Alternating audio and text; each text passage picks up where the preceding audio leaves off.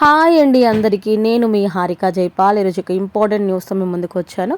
అది కూడా double bedroom ఇళ్ళ గురించి. తెలుసు కదా, ఆ మ్యాటర్ ఏంటో తెలుసుకునే ముందు కొత్తగా మన ఛానల్లో ఎవరైనా చూస్తున్నట్టయితే ప్లీజ్ సబ్స్క్రైబ్ చేసుకోండి. వీడియో నచ్చితే చివరి వరకు చూసాక మర్చిపోకుండా ఒక లైక్ ఇచ్చి వెళ్ళండి. మీరు ఇచ్చే ఆ ఒక లైక్ నాకు కొంచెం ఎంకరేజ్మెంట్గా ఉంటుంది. అట్ ద సేమ్ టైం ఈ ఇన్ఫర్మేషన్ ఇంకొంతమందికి రీచ్ అవుతుంది అనమాట. సో విలేజెస్లోనే కాదు, సిటీలో అయినా సరే, ఎక్కడైనా సరే డబల్ బెడ్రూమ్ ఇళ్లకు ముహూర్తం అయితే ఫిక్స్ చేశారనమాట. సో ఇది ఒక గుడ్ న్యూస్ అనే చెప్పాలి.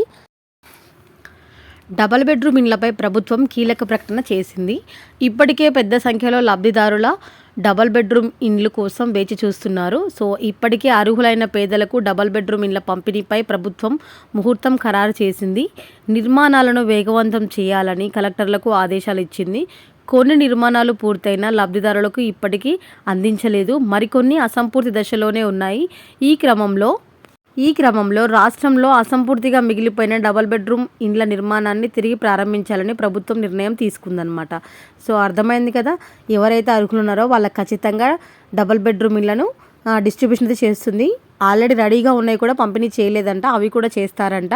సో అయితే ఇప్పుడు తాజాగా ఏం చెప్తుంది అని అంటే, డబల్ బెడ్రూమ్ ఇండ్ల పైన ప్రభుత్వం తాజాగా అధికారులకు స్పష్టత ఇచ్చింది. ఏమని ఇచ్చింది అని అంటే, ఇండ్ల నిర్మాణం పూర్తి చేయడంతో పాటుగా పెండింగ్ బిల్లులను మంజూరు చేయాలని నిర్ణయం తీసుకుందనమాట. సో బిల్ రాకనే కదా అక్కడ వర్క్స్ అనేవి ఆగిపోతున్నాయి అనమాట. కాగా త్వరలోనే 18,579 డబల్ బెడ్రూమ్ ఇండ్ల పనులను పూర్తి చేసి పేదలకు కేటాయించనున్నట్లు మంత్రి పొంగులేటి శ్రీనివాసరెడ్డి తెలిపారు. వీటిని పట్టణంలోని పేదలకు అందించేందుకు ప్రణాళికలు రచిస్తున్నట్లు తెలిపారు. సో మొత్తం సిటీలో ఎన్నున్న 18,579 డబల్ బెడ్రూమ్లు ఉన్నాయంట. సో అవి పెండింగ్ వర్క్స్ అంతా కంప్లీట్ చేసి ఎంత తొందరగా వీలైతే అంత తొందరగా ఇచ్చే పనిలో అయితే వాళ్ళు ఉన్నారంట.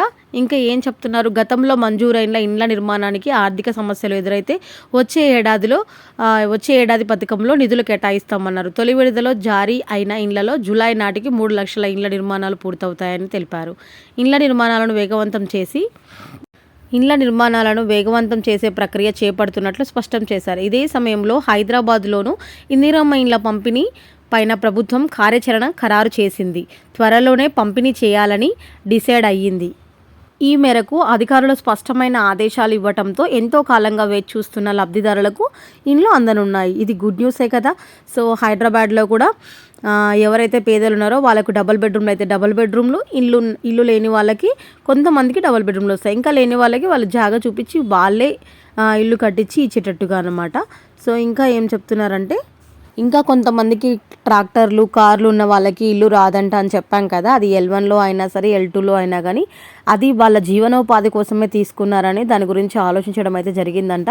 సో అలాగా ఎవరికైతే కార్లు, ట్రాక్టర్లు ఉన్నాయో వాళ్ళకి నిజంగానే ఇల్లు ఉందా లేదా, వాళ్ళ ఆర్థిక పరిస్థితి ఏంటి అని క్లియర్గా తెలుసుకున్నాక వాళ్ళ అర్హులైతే ఖచ్చితంగా మీకు కూడా ఇల్లు వచ్చే ఛాన్స్ ఉందని చెప్పారు. ఇంకొక విషయం ఏంటంటే, ఎవరైనా అర్హులు అయ్యుండి వాళ్ళకి ఇల్లు రాకపోయి ఉంటే వాళ్ళు ఖచ్చితంగా మళ్ళీ ఆ అధికారులని సంప్రదించవచ్చంట. సో ఖచ్చితమైన విచారణ జరిపి మీరు అర్హులైతే ఖచ్చితంగా మీకు కూడా ఇల్లు ఇస్తాము అని చెప్పేసి వాళ్ళు క్లియర్గా చెప్పడం అయితే జరుగుతుందన్నమాట.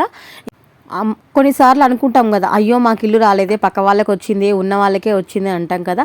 అలా వదిలేయకుండా ఖచ్చితంగా కంప్లైంట్ రైజ్ చేయొచ్చు అంట. మేము అర్హులమే, మాకు ఇల్లు లేదు, మేము పేదలమే అని చెప్పేసి మనం కంప్లైంట్ రైజ్ చేస్తే ఖచ్చితంగా మళ్ళీ మనకు వాళ్ళు ఇప్పుడు డబల్ బెడ్రూమ్ కాకపోయినా నెక్స్ట్ వాళ్ళు కట్టించి ఇచ్చే G+1 టైప్స్లో కడతానని చెప్పారు కదా, అపార్ట్మెంట్ టైప్లో, అందులో అయినా ఇల్లు ఇచ్చే ఛాన్స్ అయితే ఉంటుందన్నమాట. సో ఖచ్చితంగా మీరు అర్హులు అయ్యి ఉంటే ఖచ్చితంగా కంప్లైంట్ రైజ్ చేయండి. ఖచ్చితంగా అయితే ఇల్లు వస్తుందన్నమాట. సో ఇది మ్యాటర్. వీడియో నచ్చితే మర్చిపోకుండా ఒక లైక్ చేయండి. ఓకేనా? Thank you.